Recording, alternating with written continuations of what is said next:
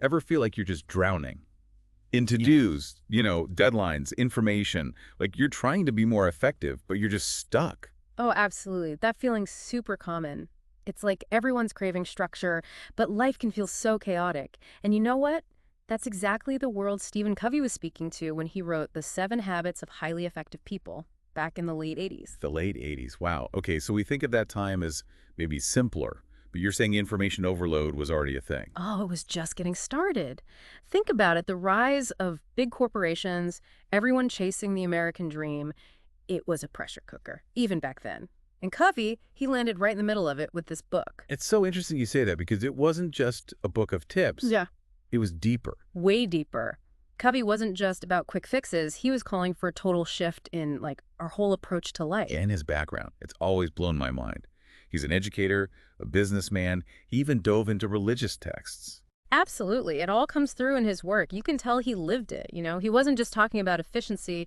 He was advocating for a life based on principles, integrity, like really aligning your actions with your values.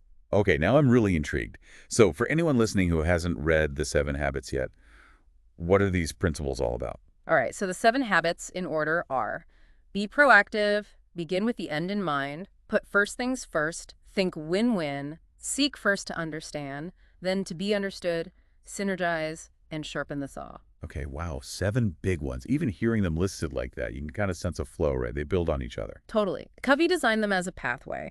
You start with mastering yourself, like your own habits and reactions. Then it's about how you interact with others, building those solid relationships. And it all leads to self-renewal, right? Because you can't pour from an empty cup. Love how you put that. Makes me think, though, some of these habits have become like buzzwords now.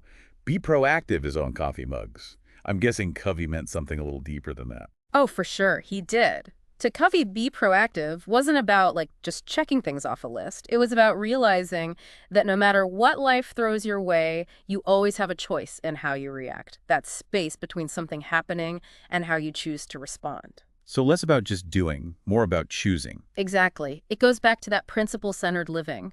Think of your values like the roots of a tree, you know? They keep you grounded even when everything else is crazy. Every decision you make, it's a chance to make those roots stronger, to be truer to yourself. That root metaphor really sticks with me. It makes those values feel strong, like a foundation. So is that where begin with the end in mind comes in? Like once you've got those roots, you can see what you want to build? Exactly, you got it. It's about having that bigger picture in mind. It's like, imagine you're going on a road trip, right? You wouldn't just start driving without knowing where you're headed. Begin with the end in mind is like choosing your destination first. Who do you want to be? What impact do you want to make? Oh, I like that. So it's like each little decision we make, it's like we're moving towards that destination or maybe further away. Right. It's about making sure your daily actions are actually taking you where you want to go. Covey tells this story about a manager super stressed, overworked, the whole 9 yards. But when he really sat down and thought about begin with the end in mind, he realized he didn't even know what success meant to him. Whoa, that's kind of profound when you think about it. Totally. Yeah. So anyway, this manager, he realized what mattered most was spending time with his family, being creative, stuff like that. And once he figured that out, he could start making choices that actually aligned with those values. So it's less about climbing any old ladder. It's about making sure it's leaning against the right wall from the beginning. Exactly. And that's where put first things first comes in, right? It's about setting those priorities, even when everything feels urgent and you're getting pulled in a million directions. Which, let's be real, feels near impossible these days. Our phones are blowing up 24/7. Tell me about it.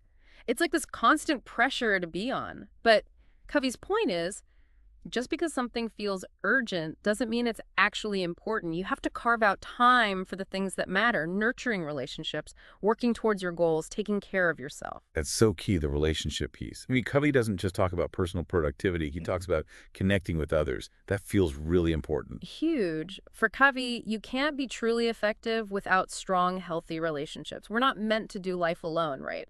It's all about those interactions and how they affect us and the people around us. It's like that saying, if you want to go fast, go alone.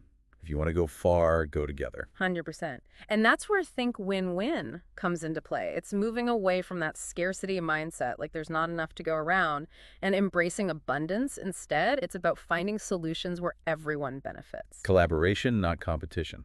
Exactly. And this applies to like everything, not just business deals. It's about coming to the table, wanting the best for everyone involved, which honestly takes a lot of empathy, don't you think? Absolutely. And that ties right into seek first to understand, then to be understood. Man, we need that one now more than ever. Right. In our world of quick texts and social media, real listening is rare. But Covey, he's all about slowing down, actually hearing what the other person's saying, seeing the world through their eyes before you even try to make your own point. It's like that quote, I think it was Covey who said it. Most people do not listen with the intent to understand. They listen with the intent to reply. Ouch, but so true. Right. But imagine if we flipped the script. Think of the connections we could build if we all aim to understand It first. would change everything. It's like you were saying earlier about that emotional bank account. Mm. Every interaction is a chance to make a deposit or a withdrawal. Exactly. When you truly listen to someone, when they feel heard, that's a huge deposit. You're saying you matter.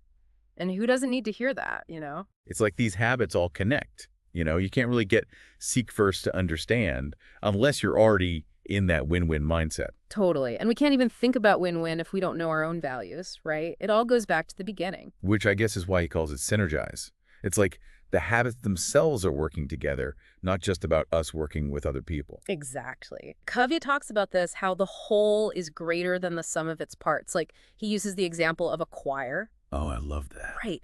Each singer has their own voice, beautiful on its own, but together, when it all harmonizes, something else entirely. It's like that in so many areas of life, though. At work, with family, even just in our communities. We get stuck in our own head sometimes. All the time. But synergy, it's about being open to other perspectives, you know? Like trusting that when we combine our different strengths, we can come up with something way better than we could have alone. Instead of my way or the highway, it's let's see what happens when we put our heads together. Okay, last but not least, we got to talk about sharpen the saw. That one feels important for like the long haul. It's the one everyone forgets about. We get so busy doing that we forget to take care of ourselves. Classic burnout trap. The worst.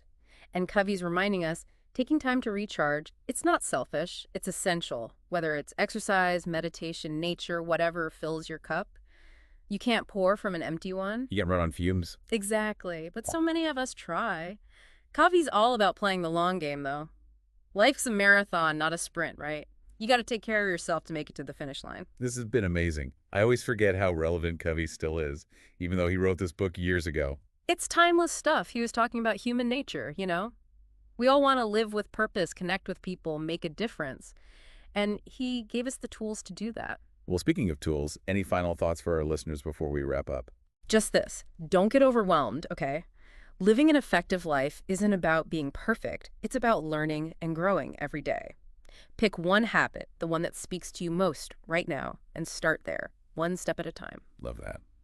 So listeners, that's something to think about this week. Which habit will you choose? This has been The Deep Dive. Keep those minds curious, and we'll catch you next time.